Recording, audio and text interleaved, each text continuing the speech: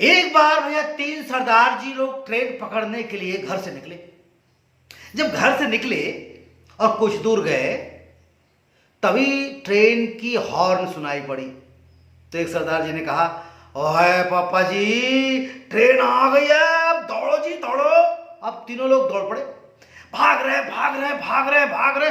Station पर पहुंचते पहुंचते एक सरदार जी पीछे रह गए और दो सरदार जी दौड़ के गए, ट्रेन में बैठे और ट्रेन चल पड़ी, निकल गए। दो सरदार जी ट्रेन में घुस गए, ट्रेन निकल गई, एक सरदार जी पीछे रह गए।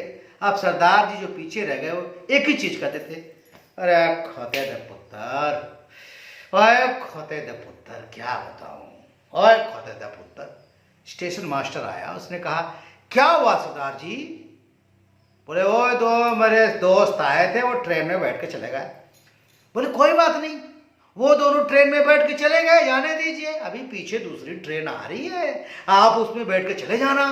बोले, ओए खोते दे पुत्र रेलवे स्टेशन मास्टर, ओए मैं तो चला जाऊंगा, किसी भी ट्रेन से चला जाऊंगा, लेकिन वो कमबख्त दोनों मुझे छोड़ने आए थे।